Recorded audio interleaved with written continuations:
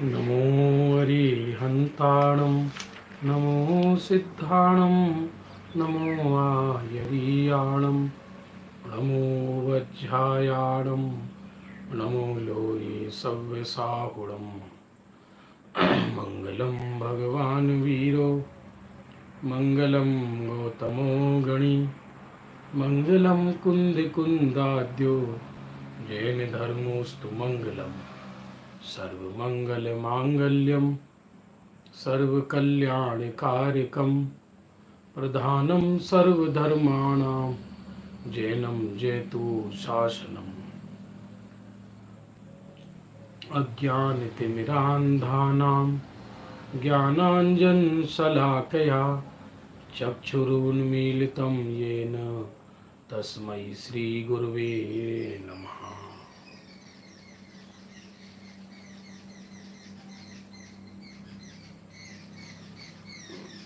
बंधुओं,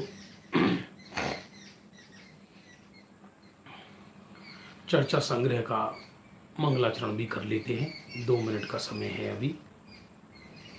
धर्म धुरंधर आदि जिन आदि धर्म करता नमो देव यज्ञ हरण ते सब विधि मंगल सार अजित आदि पारस प्रभु जयवंते जिन राय घाति चतुष्क कर्म मल भई शुद्ध शिविराय वर्धमान बरतों सदा जिन आज्ञा तुम सार यह उपकार सुतुम तणु में आयो सुखकार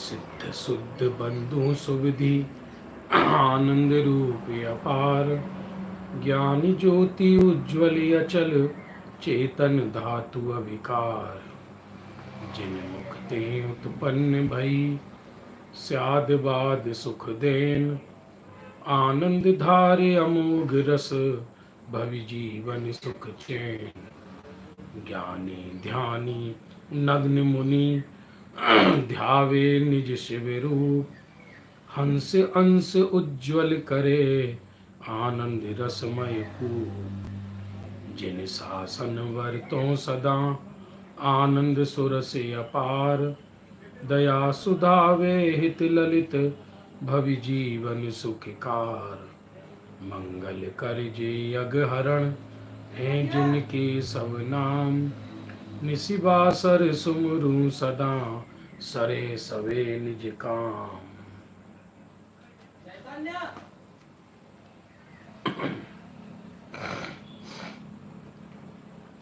बंधुओं, संध्याकालीन स्वाध्याय का समय हो चुका है और चर्चा संग्रह ग्रंथ चारों अनुयोगों की ज्ञान वैराग्य में चर्चा चल रही है। कल 150 चर्चा तक हो गई थी अपनी और अब 151वीं चर्चा प्रारंभ होती है।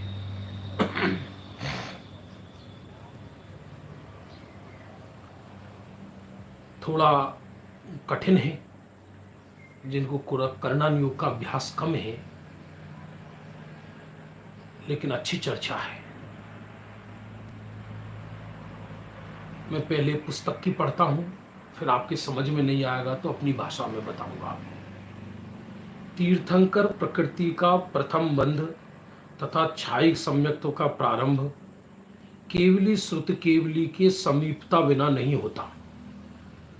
माने छायिक सम्यक दर्शन और तीर्थंकर प्रकृति उसी को बंधती है जो केवली या श्रुत केवली के पाद मूल में हो।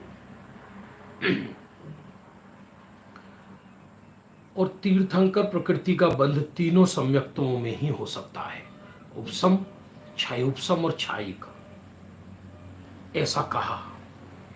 तथा तीर्थंकर प्रकृति का बंध होने के पश्चात 3 भव से अधिक संसार में रहता नहीं। ये नियम है। तीर्थंकर प्रकृति का बंध हो जाए अथवा छायिक सम्यक दर्शन हो जाए अथवा दोनों हो जाएं, तो 3 भव से अधिक संसार में नहीं रह सकता। 3 भव में भी एक भव वो शामिल है जिसमें उसने तीर्थंकर प्रकृति का बंध किया, और एक भव स्वर्ग का या नरक का, और तीसरा भव स्वयं तीर्थंकर पर्याय का।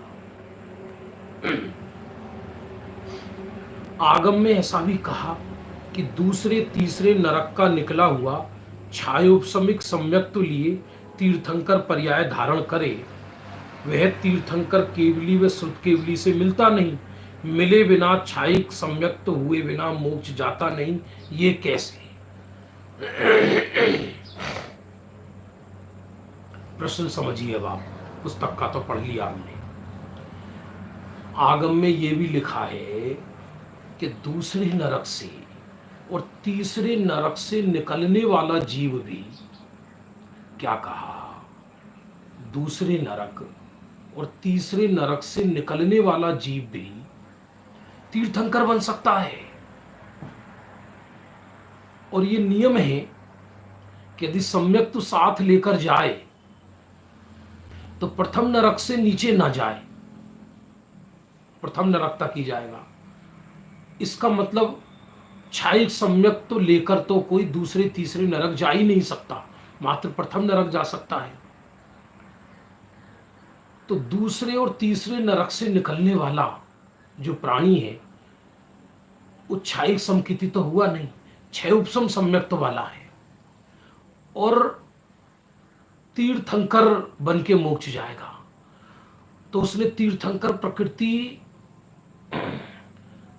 से पहले, तीर्थंकर प्रकृति के साथ साथ उसे छायिक सम्यक्त भी करना है।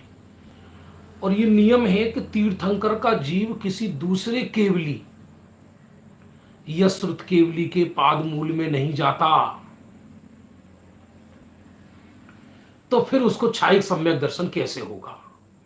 यह प्रश्न है। प्रश्न आपको समझ में आ गया होगा।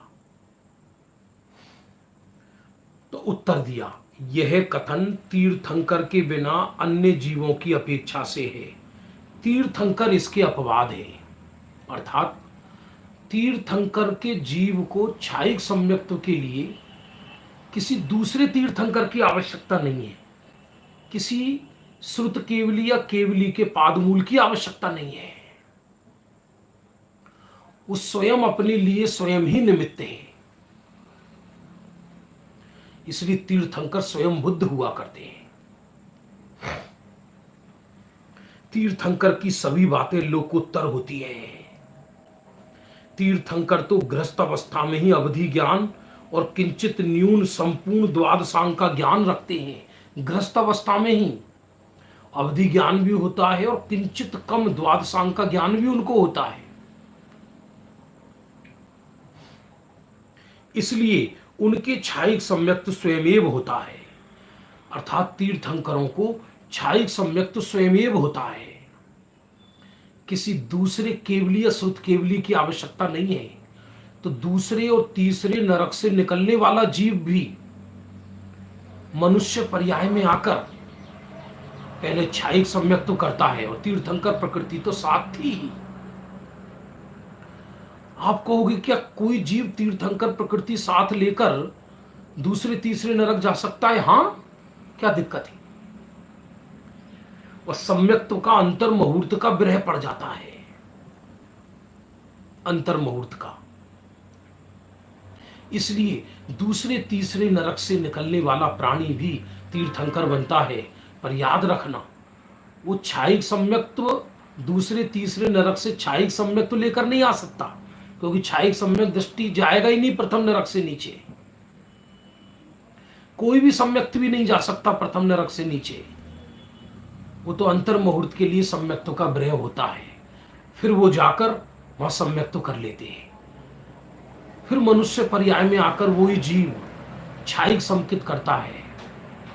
तो केवली और शुद्ध केवली के पाद मूल की आवश्यकता तीर्थंकर को नहीं होती। थोड़ी गहरी चर्चा है करना नियोग की। तीर्थंकर आप डीला ही श्रुत केवली है, इसलिए औरों का सहारा क्यों चाहिए, ऐसा अभिप्राय जानना। तीर्थंकर स्वयं के लिए स्वयं ही निमित्त हैं। स्वयं द्वादशांग के जान ग्रस्त अवस्था में द्वादशांग को जानते हैं तीर्थंकर, और अवधि ज्ञान के धारक हैं, इसलिए उन्हें किसी दूसरे तीर्थंकर या श्रुत केवली की आवश्यकता नहीं है। तीर्थंकर तीर्थंकर पर्यायक वाला जो भव है उसमें किसी तीर्थंकर से नहीं मिलते। तीर्थंकर तो छोड़ो, ग्रस्त अवस्था तक किसी मुनि का भी संयोग नहीं बनता, उनको किसी को नमस्कार भी नहीं करते। वो स्वयं स्वयं के लिए निमित्त हैं और स्वयं स्वयं के लिए उपादान है। तीर्थंकर का द्रव्य उत्कृष्ट द्रव्य होता है, साधारण बात नहीं है।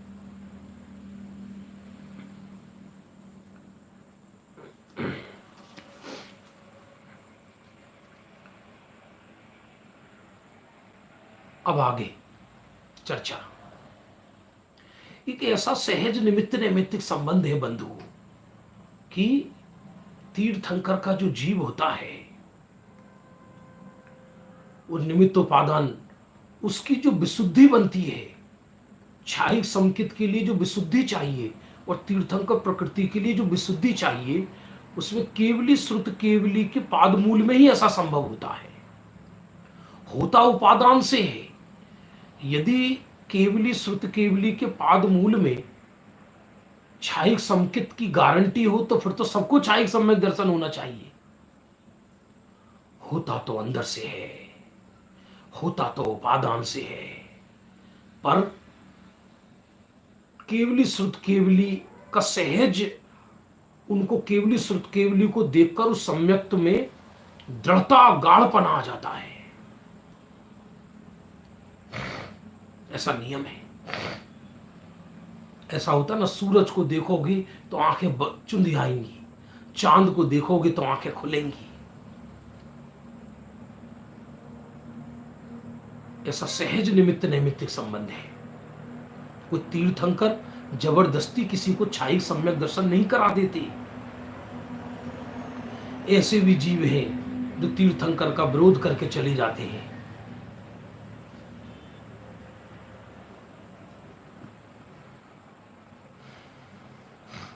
अब देखिए 152 नंबर की चर्चा प्रारंभ करते हैं। 152 देखिए, पहले 16 स्वर्ग हैं ऊर्ध्वलोक में, उसके ऊपर नवग्रेव्यक, नव अनुदिश और 5 अनुत्तर है। तो यहां प्रश्न है, अनुदिश और अनुत्तर विमानवासी देव आयु पूर्ण करके नारायण प्रतिनारायण क्यों नहीं होते? फिर से सुनना बंधु हो। नवग्रेव्यक के ऊपर नव अनुदिश है, 5 अनुत्तर है, नीचे 7 नरक है, बीच में मध्य लोक है जहां हम तुम रहते हैं। प्रथम तो जिसको यही विश्वास नहीं कि स्वर्ग नरक कोई चीज है, तो उसको सत्य तत्व समझ में नहीं आ सकता। आज कितना भी आधुनिक विज्ञान सही, जिन शासन के एक शब्द को झुठलाने की ताकत नहीं है। ये सर्वज्ञ प्रणीत है, एक शब्द इधर से उधर नहीं हो सकता। भगवान का कहा हुआ परम सत्य है बंधु। तो यहां प्रश्न है, पहले 16 स्वर्ग हैं, फिर ऊपर नव ग्रेव्यक हैं, फिर नव अनुदिश है, फिर 5 अनुत्तर है। तो अनुदिश और अनुत्तर के जो देव हैं वो मरकर नारायण प्रति नारायण नहीं बनते। क्यों नहीं बनते? इसका रीजन, इन विमानों के देव द्विचरम शरीरी होते हैं। अनुदिश और अनुत्तर विमानवासी, और फिर सर्वार सिद्धि होती है। तो ये नियम से अधिकतम दूसरे भव से मोक्ष जाए ही जाए, जबकि नारायण प्रति नारायण मर के नरक जाता है तो वो दूसरे भव में मोक्ष जा ही नहीं सकती। इसलिए जो नारायण प्रति नारायण वगैरह होते हैं अधिकतर 16वें स्वर्ग के अंदर ही अंदर से ऊपर से आते हैं।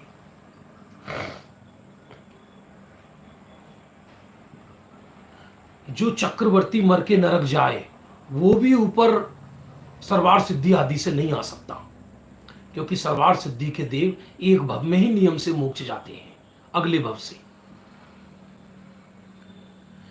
क्योंकि वे दोनों नियम से नरकगामी होते हैं।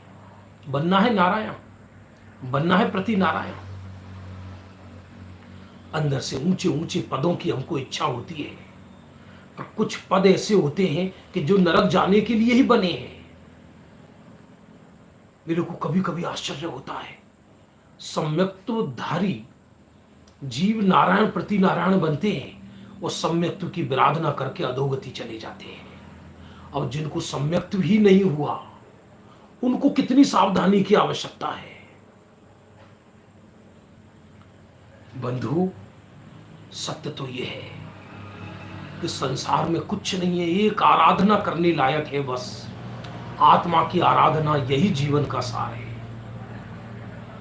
बाकी सब 84 लाख योनियों में भटकने जैसा है, भटक ही रहा है।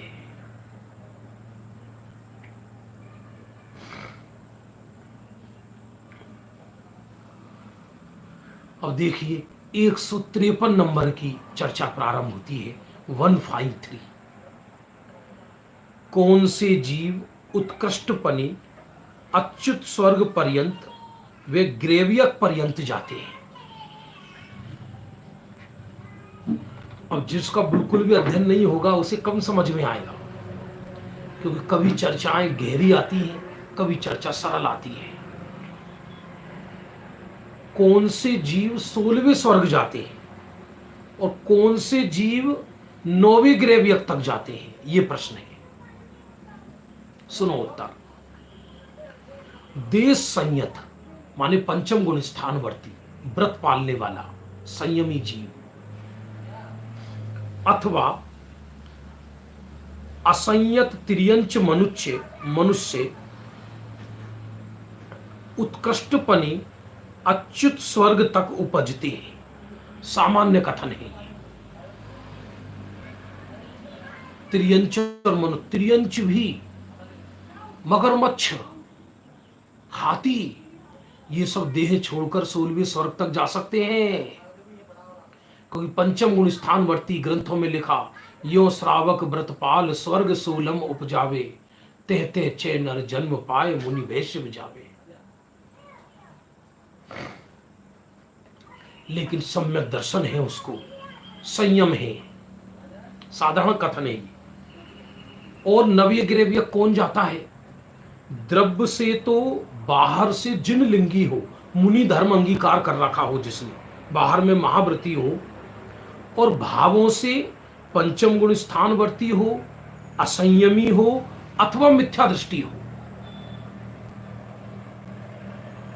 बात समझ में आ रही है, नहीं आ रही है?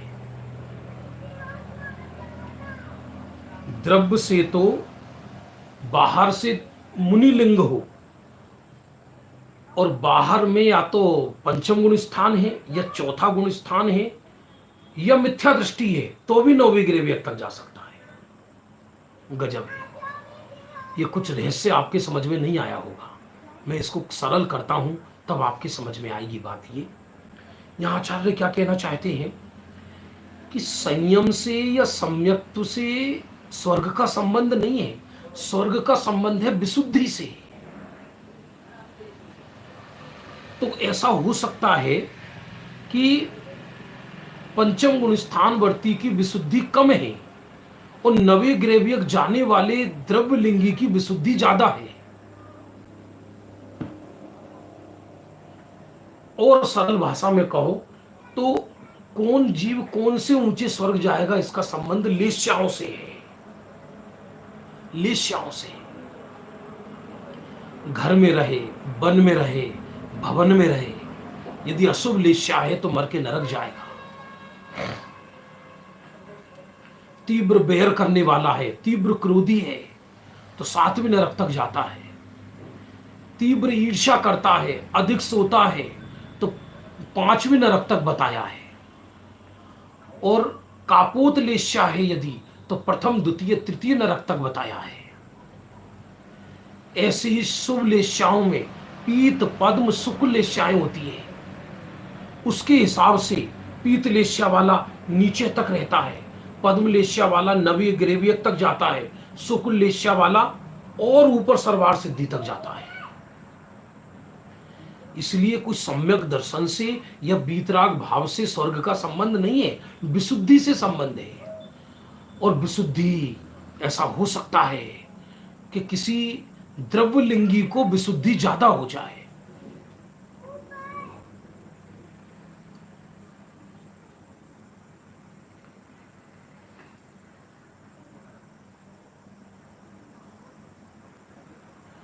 नहीं, 16वें स्वर्ग का जीव मरकर एक इंद्रिय पर्याय में कभी नहीं जाता।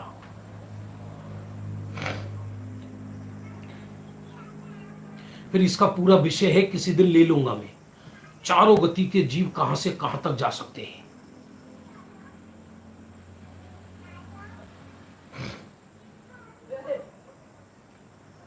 केवल प्रथम द्वितीय स्वर्ग तक के जीव एक इंद्रिय बनते हैं। भवनवासी व्यंतर ज्योतिष और प्रथम और द्वितीय, उससे ऊपर के देव एक इंद्रिय पर्याय में नहीं जाते। और कोई भी देव वनस्पति कायिक नहीं बनता, निगोदिया नहीं बनता, अग्नि कायिक में भी नहीं जाता, शायद वायु कायिक में भी नहीं जाता। चर्चा है इसकी 24 ठाणा में, किसी दिन प्रमाणिक चर्चा कर लेंगे, आपका भाव होगा तो यहां क्या कहते हैं कि ये जीव एक अन्य मति को भी ऐसी विशुद्धि हो जाती है, स्वभाव हो जाता है कि मर के 12वें स्वर्ग चला जाए। मिथ्या दृष्टि है, अन्य मत का सेवन करता है तो भी 12वें स्वर्ग तक चला जाए, और एक चौथा गुण स्थानवर्ती, पंचम गुण स्थानवर्ती हो सकता है 10वें स्वर्ग तक ही जाए। इसलिए ऊपर के स्वर्गों का संबंध लेश्याओं से है। लेश्या का वर्णन आगे आएगा, अभी अपन चर्चा करेंगे उसकी। तीनों लोक की व्यवस्था सुनिश्चित है। जिस जीव को भी यही पता नहीं कि तीनों लोक में स्वर्ग नरक मध्य लोक की व्यवस्था है, वो धर्म कर भी नहीं सकते। सच पूछा जाए, आज भौतिकता के आकर्षण में व्यक्ति अंधा हो गया है, परलोक की सत्ता को झुठलाता है। अब आज कोई दे जवाब, कोई जवाब देने के लिए तैयार नहीं है कि महामारी का संकट क्यों आया। आज मेरे पास किसी का फोन आया, ये महामारी कब खत्म होगी, यानी जब सर्वज्ञ भगवान ने देखी होगी तब खत्म होगी। बोलो, सारा साइंस, सारा विज्ञान, सारे ज्योतिषाचार्य सब तुक्का फिट कर रहे हैं।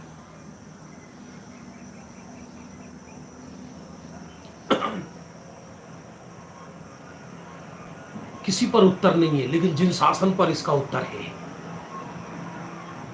कि ये प्रकृति परिवर्तित होती है प्रतिपल।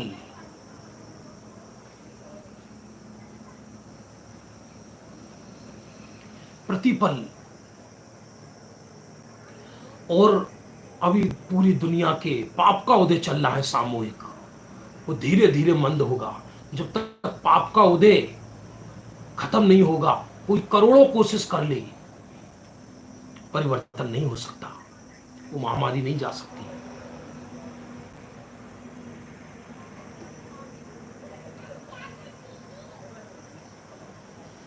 हाँ हाँ, ये प्रश्न पूछ रही है एक बहन, जो कीमती रत्न होते हैं ये देवगति के देव होते हैं। हाँ हाँ, कोई दिक्कत नहीं है इसमें, साधारण कथन है। कोई कोई देव मर के पृथ्वी कायिक में पैदा हो सकता है, कोई कोई। भवनवासी, व्यंतर, ज्योतिष, इनकी प्रधानता है प्रथम द्वितीय स्वर्ग तक। और ये जो रत्न होते हैं ये पृथ्वी काय है, तो उन पृथ्वी कायों में देव पैदा हो जाते हैं जाकर। इसकी चर्चा पहले कर चुके हैं हम लोग।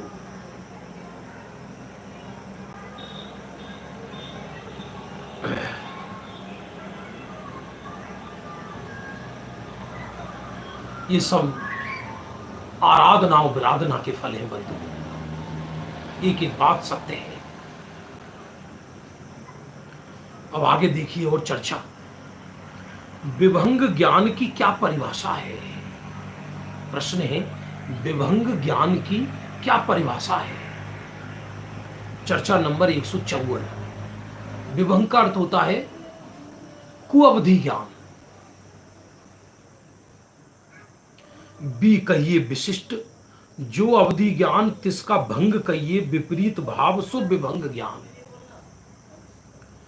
वे त्रियंच मनुष्य गति में तो तीव्र काय क्लेश रूप द्रव्य संयम आदि द्वारा उपजे है सो गुण प्रत्यय है।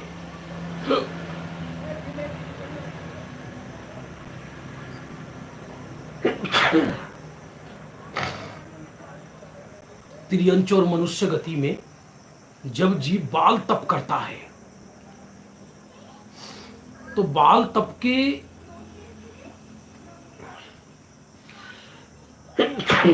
प्रताप से भी उस मिथ्या दृष्टि को विभंग अवधि ज्ञान हो जाता है, माने कुअवधि ज्ञान। अनेक ग्रंथों में आया त्रियंचों को हो जाता है, गधे तक को हो जाता है। निमित्त ज्ञान हो जाता है। हमने देखा एक ऐसा गधा जो भविष्य बता दे। तथा देव व नरक में भव प्रत्यय होता है, देव और नारकियों के। सो ही विभंग ज्ञान मिथ्यात्वादी कर्म बंध का बीज का कारण है।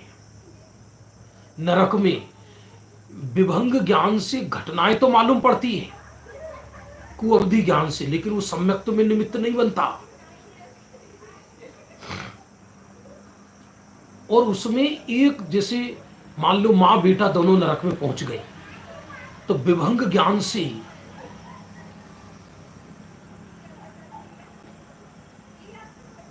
प्रश्न आया बीच में, ये पाप कर्म का उदय सबको एक साथ किस कारण से आता है?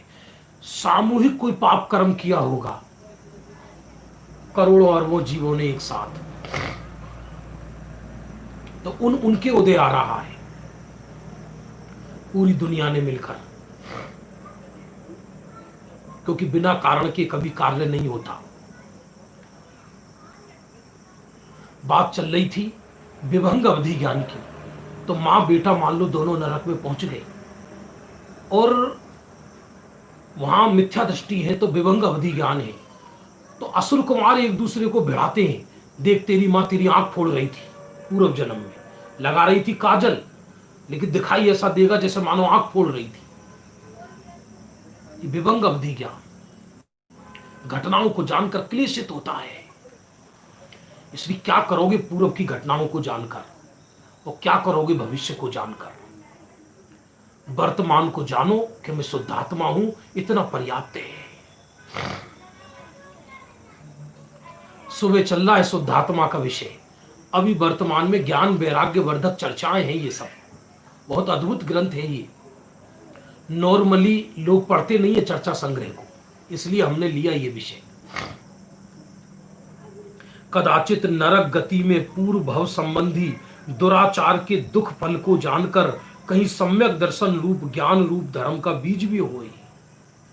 कहीं कहीं नरक में जब जीव कष्ट भोगता है तो उसे मालूम पड़ता है मैं किस पाप कर्म के कारण कष्ट भोग रहा हूं, तो उसकी वृत्ति अंतर्मुख हो जाती है और कदाचित धर्म मार्ग में भी लगने के लिए प्रेरित हो जाता है।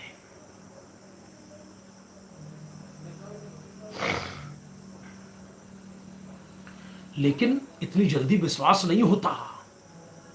आज देखो दुनिया में क्या मचा हुआ है। लोग जिंदा पशुओं को खा रहे हैं, जिंदा। सुना है कोई कुत्तों का फेस्टिवल होने वाला है, उसमें करोड़ों कुत्ते मारे जाएंगे। ओहो,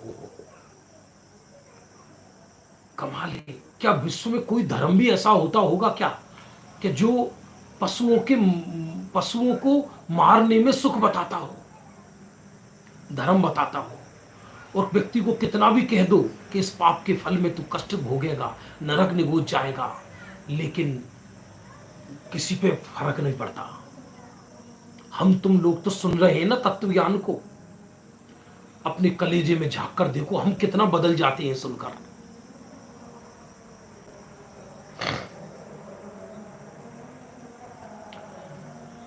अब देखिए, दो चर्चाएं और लेंगे आज, और दोनों बहुत महत्वपूर्ण हैं, हमारे तुम्हारे जीवन से संबंधित। देखो क्या कहना चाहते हैं कि प्रश्न है 155 नंबर चर्चा का, लेस्या क्या है, भावलेस्या क्या है, कसाय क्या है, योग क्या है, और भावलेस्या का साधन क्या है। प्रश्न बहुत महत्वपूर्ण है, उत्तर सरल है। वास्तव में आपको लेस्याओं को समझना हो कि लेस्या किसे कहते हैं, तो सरल भाषा में जो हमने इसको समझा है, व्यक्ति की आदत को लेस्या कहते हैं। कसाय तो पावर हाउस है जो अंदर भरा रहता है। कसाय नाम की कोई चीज सीधी व्यक्त नहीं होती, जैसे बिजली का करंट सीधा व्यक्त नहीं होता, प्रकाश के रूप में व्यक्त होता है। तो जो कसाय हैं वो पापों के रूप में व्यक्त होती हैं, और उन पापों को करने की जो शक्ति होती है उसको लेस्या कहते हैं। नहीं आया समझ में? फिर से समझिए, कसाय और मिथ्यात्व तो पावर हाउस है, और उसके कारण बाहर में पाप व्यक्त होते हैं, और हर व्यक्ति को पापों को, दोनों को, पुण्य पाप दोनों, पुण्य पाप को करने की एक वृत्ति होती है अलग अलग, उसको लेस्या कहते हैं। जैसे किसी व्यक्ति की नेचर क्रोधी है, तो मंदिर में भी क्रोध करेगा, घर पर भी क्रोध करेगा, वन में भी क्रोध करेगा, जंगल में भी क्रोध करेगा। उसकी गति को तीर्थंकर भी नहीं बदल सकते। ये बात सत्य समझ लेना। ये जो हम पूजन पाठ करते हैं मंदिरों में, मन बहलाने की बातें हैं। यदि व्यक्ति का अपना खुद का नेचर, स्वभाव न बदले, लेस्या न बदले, तो गति नहीं बदल सकती तीन काल में भी। करोड़ों उदाहरण है इसकी, करोड़ों कह रहा हूं मैं, ग्रंथ भरे पड़े हैं। ऐसा नहीं कह रहे कि पूजन पाठ छोड़ दो, बात चल रही है नेचर की, लेस्या की। एक जो लेस्याओं का उदाहरण मिलता है कि 6 राहीगीर थे और उनको फल खाने की इच्छा हुई, आम खाने की। मंदिरों में 60 लेस्याओं का चित्र लगा रहता है। तो जो कृष्ण लेस्या वाला है, 3 लेस्या शुभ होती है, 3 अशुभ, तो वृक्ष सहित पूरे वृक्ष को उखाड़ रहा है। कृष्ण लेस्या, जरूरत है आम की, और उखाड़ रहा है पूरे वृक्ष को। नील लेस्या वाला टहनी पे चढ़ गया तो पूरी टहनी तोड़ रहा है।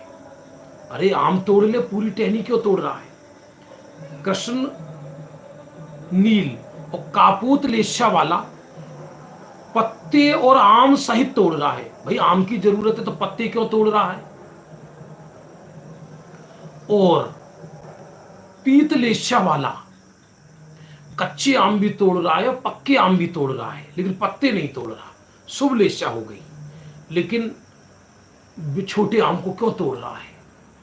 और पद्म लेस्या वाला केवल पके पके आम मात्र तोड़ रहा है। और शुक्ल लेस्या वाला तोड़ नहीं रहा, जो नीचे गिरे हुए हैं केवल उनको उठा रहा है। अब आप बात समझना ध्यानपूर्वक। ये 6 वृत्ति के 6 लोग हुए।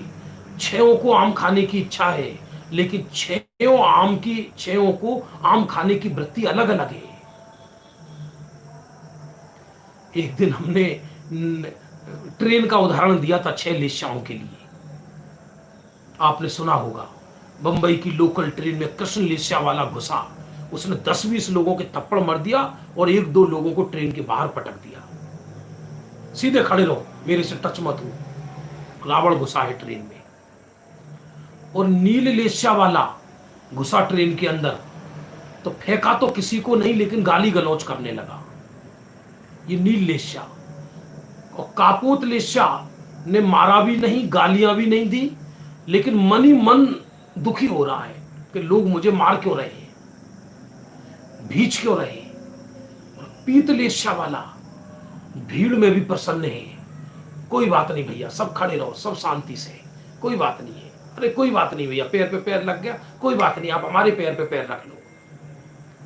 पद्मलेशा वाला यदि कुर्सी पर बैठा है, सीट पर, तो दूसरों को, दो तीनों को और बैठा लेगा, जबकि जगह नहीं है। आ जाओ भैया, आ जाओ, आ जाओ, इधर भी आ जाओ, आ जाओ साहब। और शुक्लेशा वाला खुद उठ जाएगा और दूसरे को बैठा देगा। ये वृत्तियां, इन वृत्तियों से स्वर्ग और नरक का संबंध है। आप लाखों ग्रंथ पढ़ लेना, लाखों क्रियाकांड कर लेना, लाखों सामायिक आदि कर लेना, अंतरंग की यदि वृत्ति चेंज नहीं होती है तो व्यक्ति की गति नहीं सुधर सकती। तीन काल, तीन लोक में। अभी ये बात नहीं चल रही, लेस्या भी बंध का कारण है, लेस्या भी संसार का कारण है, लेस्या धर्म नहीं है। लेकिन तीन लेस्याएं शुभ होती हैं, तीन लेस्याएं अशुभ होती हैं, और इन लेस्याओं से ही व्यक्ति की अगली गति का संबंध होता है कि व्यक्ति कहां जाएगा। कोमल वृत्ति वाला जीव सहज ही पीत पद्म लेस्या वाला होता है, और वो एक स्तुति भी पढ़े तो भी इतना पुण्य अर्जित करता है जितना मथ्या दृष्टि सुबह से शाम तक में करता है, क्योंकि उसके तो घर में ही अहिंसा के परिणाम ही शुभ भाव हो रहे। क्योंकि अकेले यदि पूजन करने से ही, जिन मंदिर जाने से ही व्यक्ति स्वर्ग जाता हो, तो भोग भूमि के जीव स्वर्ग क्यों जाते हैं, कल चर्चा हुई थी ना। पूजन पाठ नहीं करते, दान नहीं देते, प्रतिक्रमण नहीं करते, लेकिन नेचुरल मंद कसाई है, एकदम खरगोश जैसे है, कोमल है।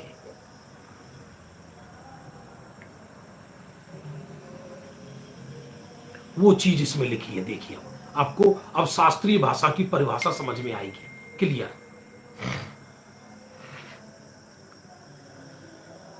जीव का स्पंदन भाव लेस्या है, जीव के भाव में स्पंदन होता है। स्पंदन का अर्थ है जीव के परिणामों का चंचल होना। चंचल होते हैं कषाय और मिथ्यात्व के कारण। किसी के मिथ्यात्व चल गया तो उसके लिए कषाय कारण बनती है अकेली। लेस्याएं दो तरह की होती है, द्रव्य लेस्या, भाव लेस्या। भाव लेस्या जीव के परिणामों को कहते हैं, योग सहित कषाय से सने हुए, और द्रव्य लेस्या शरीर के रंग को कहते हैं। तो द्रव्य लेस्या तो आजीवन जिसकी जैसी हो गई वैसी रहती है, पर भाव लेस्याएं बदलती रहती है। और भाव लेस्याओं में भी स्वर्ग और नरक में निश्चित है कि किस स्वर्ग में कौन सी लेस्या है। हां, कर्म भूमि के मनुष्य त्रियंचों की भाव लेस्याएं परिवर्तित होती रहती है। अब सातवें नरक के नारकी की कृष्ण लेस्या निश्चित है, और वो मर के वहां से निकलकर हिंसक पशु ही बनेगा।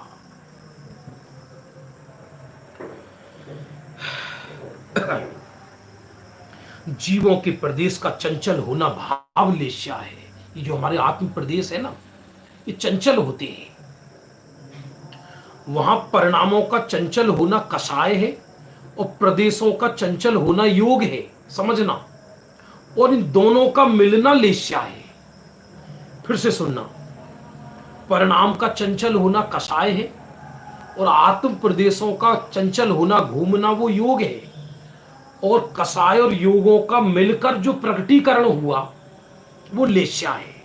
वो भले पुण्य रूप हो परिणाम हो या पाप रूप परिणाम हो, वो लेस्या है।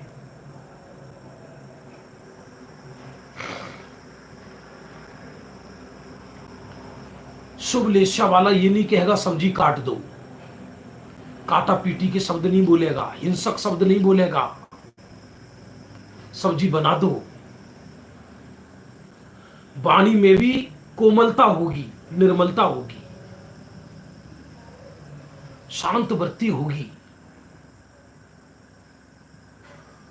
कई लोग कहते हैं हम क्या करें साहब, सामने वाला कसाय कराता है। ये जैन धर्म की विरुद्ध बात है। ये जिसकी कसाय शुभ है, जिसकी लेस्या शुभ है, उसको तीनों लोक मिलकर उसके परिणाम नहीं बिगाड़ सकते। और जिसकी लेस्या अशुभ है, उसके तीर्थंकर भी शुभ लेस्या नहीं करा सकते।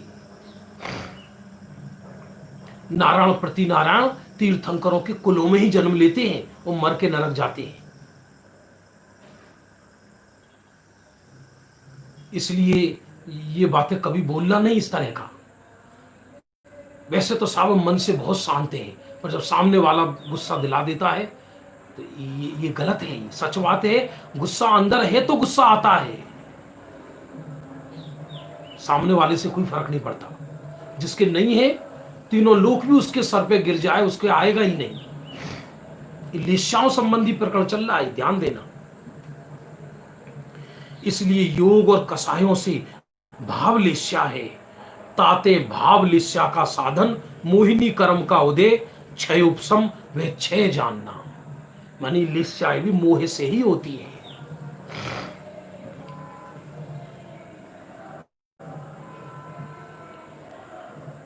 वैसे तो क्षय लेस्या हे है, क्योंकि क्षय लेस्या बंधन का कारण है। इसलिए ज्ञानी कोई भी लेस्या नहीं चाहता, न कृष्ण लेस्या चाहता, न शुक्ल लेस्या चाहता।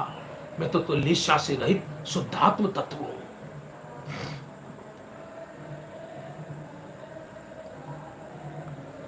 अब आगे चर्चा चलती है, 156 नंबर की चर्चा, आज की अंतिम चर्चा है ये। कृष्णादि छयों लेस्याओं के काल का प्रमाण किस भांति है। माने ये अधिकतम कितनी कितनी लंबी ये लेस्याएं बंधती हैं, ये जीव के परिणाम से बंधती है। अब मान लो बाथरूम में चींटियों की लाइन बह रही है। अब जिसकी कृष्ण लेस्या नील लेस्या है, वो धड़ाधड़ पानी लेके बहा देगा, और उस एक समय के तीव्र पाप के बंध में, उसके फल में नरक में भी कृष्ण लेस्या रूप उसका जीवन रहेगा। लेस्याओं का प्रकरण पढ़ना हो तो विस्तार से भावदीप का ग्रंथ में आया है। छयों लेस्या की जीवों की वृत्ति लिखी है, छयों लेस्या की।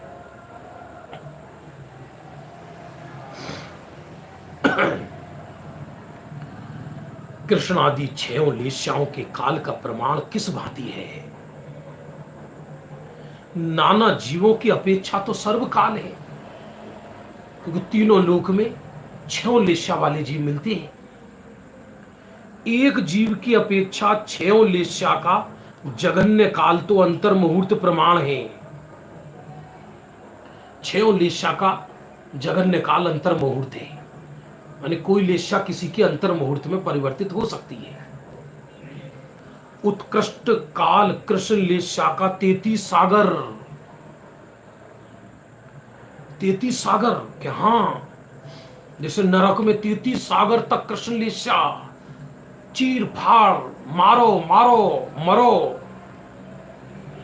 और सब मनुष्यों में भी कृष्ण लेस्या हो सकती है, कि हाँ, मनुष्यों में भी होती है, मनुष्यों में भी होती है। कृष्ण लेस्या वाला मनुष्य ही तो मर के 7वीं नरक जाता है। कृष्ण लेस्या वाले के लक्षण क्या है। तीव्र क्रोध, तीव्र मान, तीव्र बैर का परिणाम।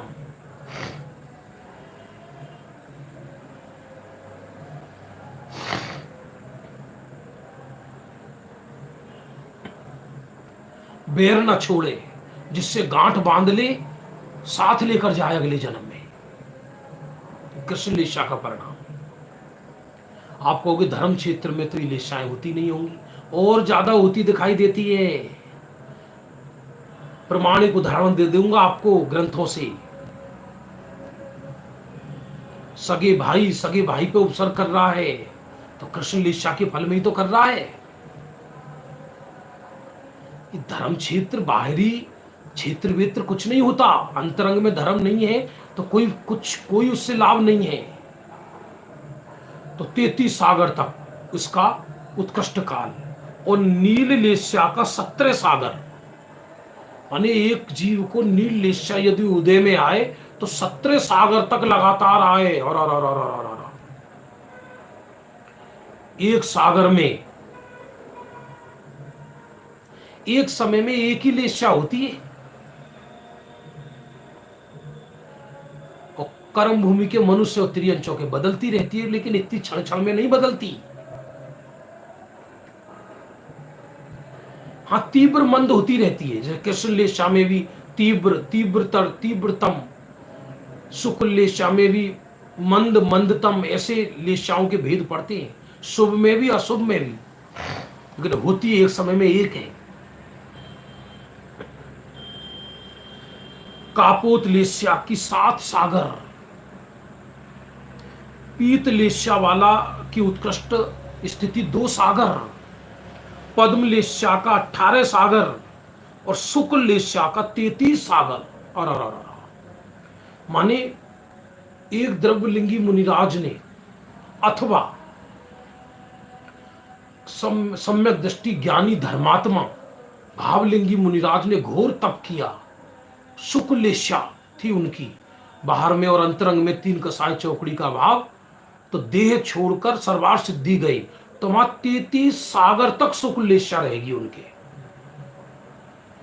अर्थात 33 सागर तक इतने कोमल एक जैसे बने रहेंगे, इतने कोमल, इतने कोमल, इतने कोमल कि शुक्ल लेस्या से अधिक कोमल कोई हो ही नहीं सकता। लेकिन सावधान, एक बात ध्यान जरूर देना कि ये शुक्ल लेस्या मिथ्या दृष्टि के भी हो सकती है और कृष्ण लेस्या सम्यक दृष्टि के भी हो सकती है।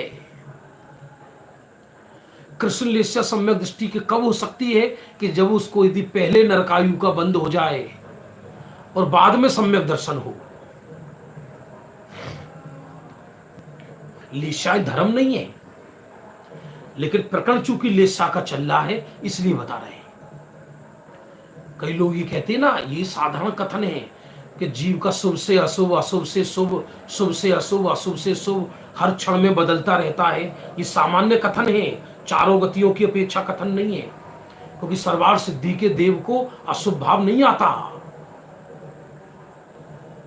क्योंकि उनकी शुक्ल लेस्या है। और नरक के नारकी को शुभ भाव नहीं आता, क्योंकि उनकी अशुभ लेस्या है। तो अशुभ लेस्या के शुभ भाव कहां से आएगा? कृष्ण लेस्या वाले के शुभ भाव कहां से आएगा? हाँ, हमने तो बहुत सुना है कि शुभ अशुभ भाव बदलते रहते हैं, ये सामान्य कथन है। हाँ, उन लेस्याओं में ही कृष्ण लेस्या वाले के भी कृष्ण लेस्या हमेशा तीव्र नहीं रहती, कभी तीव्र होती है, कभी मंद होती है। शुक्ल लेस्या वाले के भी कभी मंद होती है, कभी तीव्र होती है।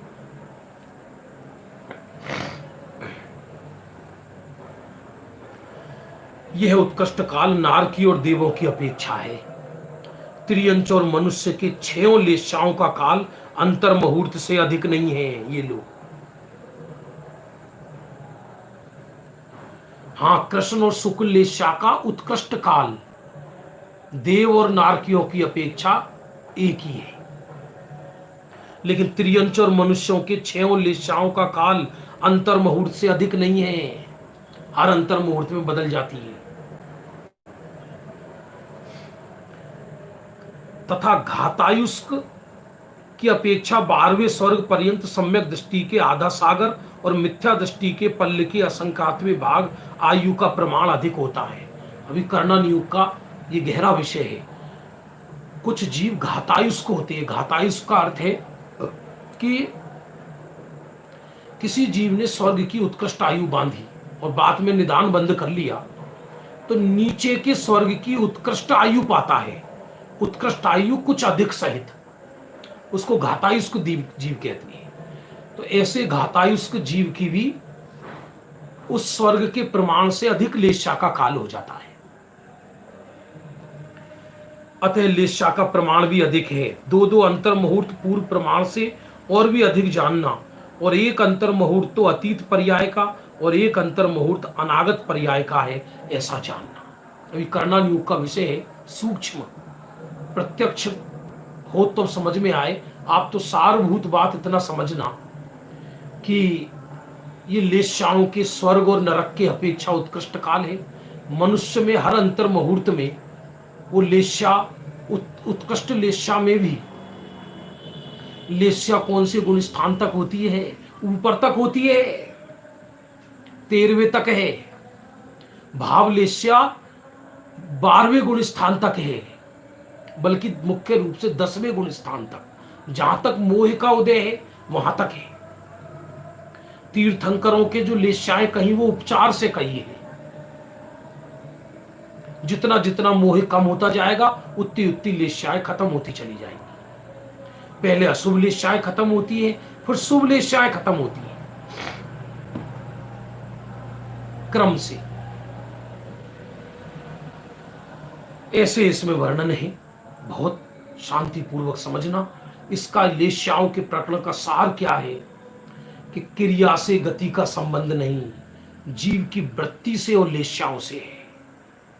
और जिस जीव को स्वरूप का आश्रय हो जाता है उसके सहज ही बाहर में शुभ लेस्याएं होने लगती हैं मुक्तया, तो उसकी दुर्गति नहीं होती। लेकिन शुद्ध भाव से स्वर्ग नहीं बंधता, शुद्ध भाव से तो निर्जराई होती है। लेस्याओं से स्वर्ग नरक जाता है, अशुभ लेस्याओं से नरक जाता है, शुभ लेस्याओं से स्वर्ग जाता है, मिश्र लेस्याओं से मनुष्य और त्रियंच गतियां प्राप्त करता है। शेष चर्चा कल करेंगे। प्रातःकाल द्रव्य दृष्टि प्रकाश का अमृत पिएंगे।